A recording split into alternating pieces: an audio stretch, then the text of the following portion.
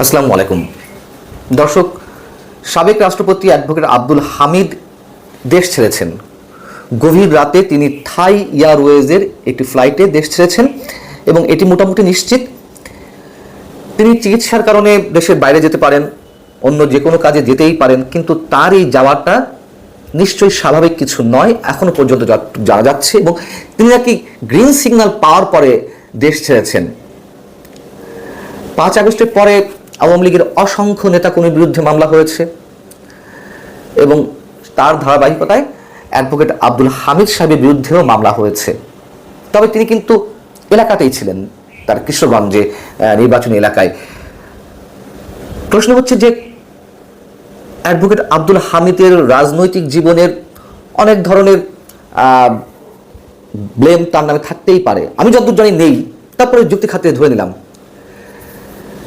তিনি একজন সজ্জন ব্যক্তি, দীর্ঘ রাজনৈতিক ইতিহাস রয়েছে তার রাজনৈতিক জীবনে। কেন তাকে দেশ ছাড়তে হলো, কি কারণে?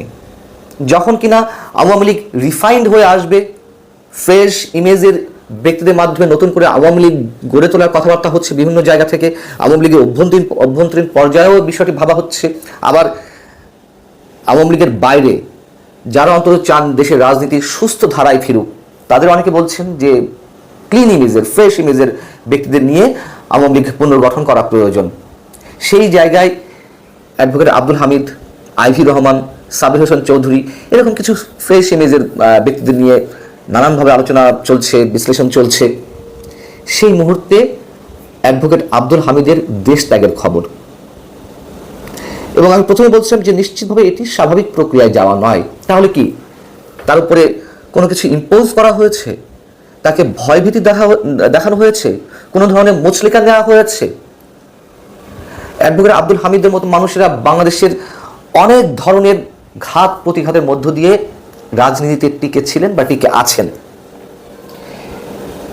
যখন আওয়ামী লীগকে পুনর্বাসনের কথা বলা হচ্ছে, ফ্রেশ আওয়ামী লীগ আসুক বা রিফাইন্ড আওয়ামী লীগ আসুক, এরকম নানান ধরনের কথা বলা হচ্ছে। যারা বলছেন তাদের উদ্দেশ্যে আবার হুঙ্কার ছাড়া হচ্ছে জাতীয় নাগরিক পার্টি বা সাবেক ছাত্র সমন্বয়ের পক্ষ থেকে। বারবার একটা কথা বলি যে আওয়ামী লীগকে নিষিদ্ধ করা সম্ভব নয়, বিএনপিকে নিষিদ্ধ করা সম্ভব নয়। নিষিদ্ধ করলেও এই দলগুলো নিষিদ্ধ হয়ে যাবে না, একেবারে ভ্যানিশ হয়ে যাবে না, কোনো অবস্থাতেই না। অতএব অবশ্যই রাজনৈতিক একটা পরিবর্তনের জন্য, ইতিবাচক পরিবর্তনের জন্য ক্লিন ইমেজের মানুষদের দিয়েই অন্তত আওয়ামী লীগকে পরিশুদ্ধ হতে হবে। সেই জায়গায় আমরা দেখছি যে নানান ধরনের হুমকি ধামকি, নানান ধরনের থ্রেট, মানে প্রধান উপদেষ্টাকেও থ্রেট দেওয়া হচ্ছে, ডক্টর মোহাম্মদ ইউনূসকে। এগুলো আবার অনেকে বলছেন নাটকের অংশ, আওয়ামী লীগ নিষিদ্ধ হবে না, কিন্তু ছাত্রদের আবার নামানো হয়েছে প্রধান উপদেষ্টার বিরুদ্ধে কথা বলার জন্য। এই ইস্যুতে নাটক, বাস্তবতা, আমরা এগুলোর সমীকরণ অনেক মিলিয়েছি, হয়তো আরো অনেক মেলাতে হবে। কিন্তু অ্যাডভোকেট আব্দুল হামিদ মানুষ হত্যা করতে পারেন, এটাকে আমাদের বিশ্বাস করতে হবে। তার দলের মধ্যে গ্রুপিং, লবিং বা দেশের মধ্যে রাজনৈতিক নানান হিসেব নিকাশ থাকতে পারে, কিন্তু হত্যা করতে হবে, মানে তিনি হত্যা করবেন, এটা মানুষ বিশ্বাস করে? অথবা পরিকল্পনা মন্ত্রী, সাবেক পরিকল্পনা মন্ত্রী এম এ মান্নান, তিনি মানুষ হত্যা করতে পারেন? তার বিরুদ্ধে হত্যা মামলা হয়েছে, তাকে অ্যারেস্ট করা হয়েছিল, জামিন দেওয়া হয়েছে। এই যে আওয়ামী লীগ নিধনের কাজ চলছে, এতে কতটুকু লাভ হবে? আমরা ওয়ান রিভেন সরকারের সময় দেখেছি কত ধরনের মুচলেকা নেওয়া হয়েছে। শেখ হাসিনা, খালেদা জিয়ার বিরুদ্ধে দলের লোকজন দিয়ে কথা বলানো হয়েছে, স্টেটমেন্ট নেওয়া হয়েছে, অনেক কিছু করা হয়েছে, লাভ হয়নি তো কিছু।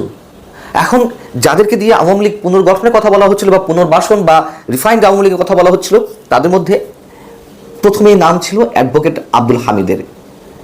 সেই ব্যক্তিকে দেশের বাইরে আসলেই পাঠানো হয়েছে কিনা সেটি প্রশ্ন উঠতেই পারে, এবং এই প্রশ্নটা উঠবে আমি জানি।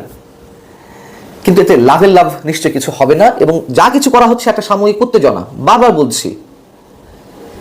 এবং বিশেষ একটি গোষ্ঠীর এখন রাজনৈতিক পুঁজি হচ্ছে আওয়ামী লীগ বিরোধিতা। কিন্তু এগুলো করতে গিয়ে দেশকে কোথায় নিয়ে যাওয়া হচ্ছে তারা বুঝতে না পারলেও অনেকে উপলব্ধি করতে পারছেন যে এর পরিণামগুলো কি হতে পারে। আল্লাহ হাফেজ, ভালো থাকুন সবাই।